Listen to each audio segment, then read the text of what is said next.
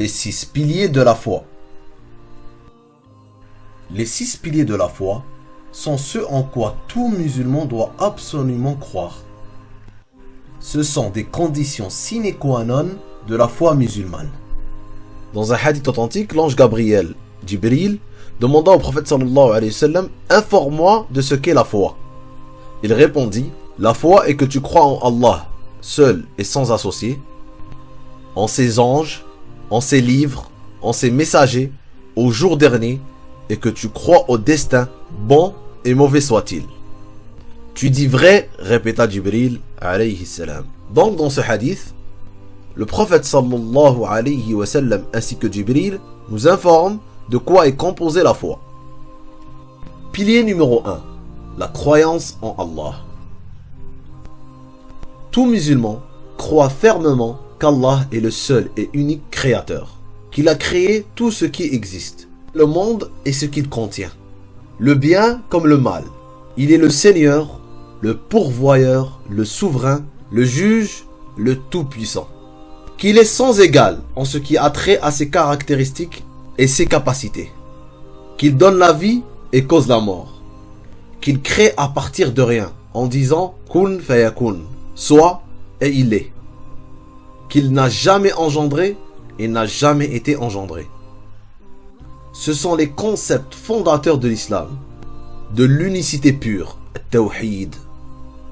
Pilier numéro 2. La croyance en ses anges.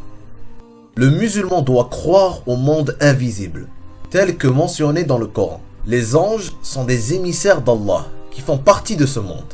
Chacun d'entre eux a une tâche spécifique. Contrairement à l'homme, ils ne possèdent pas de libre arbitre, ni de capacité à désobéir.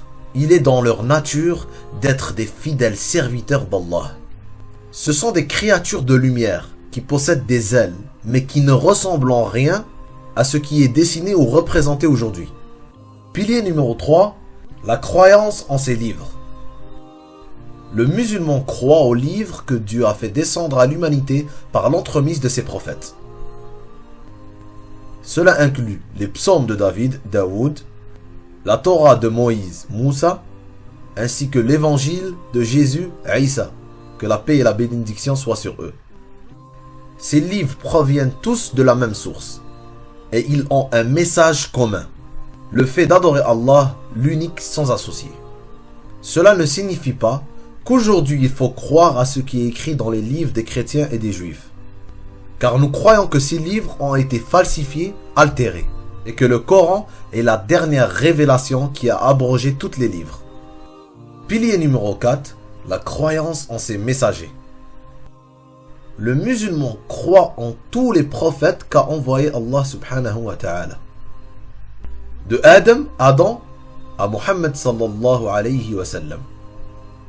Tous les prophètes sans exception étaient musulmans, soumis à Allah, et ont été envoyés à leur peuple pour transmettre un seul et unique message, La ilaha illallah, at-tawhid, l'unicité. Le fait de rejeter un seul prophète nous fait sortir de l'islam. Pilier numéro 5. La croyance au jour du jugement dernier. Tout musulman croit au jour du jugement dernier. Un jour où toute la création sera détruite pour être ensuite ressuscitée et jugée pour ses actions.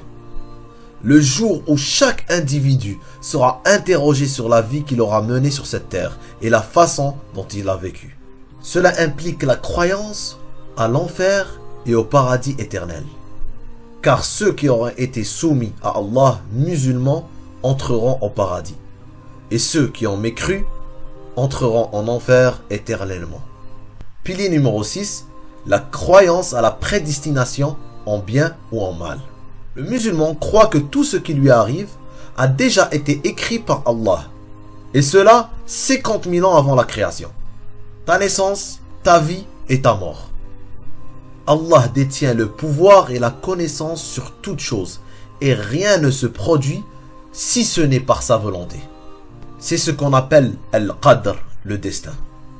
Cependant, l'idée du destin ne contredit pas l'idée du libre arbitre de l'homme, car ce dernier choisit lui-même sa ligne de conduite.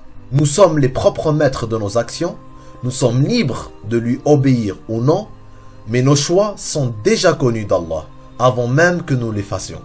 Donc nous avons la certitude que tout ce qui se produit ne peut arriver sans la volonté d'Allah, que ce soit un bien ou une épreuve.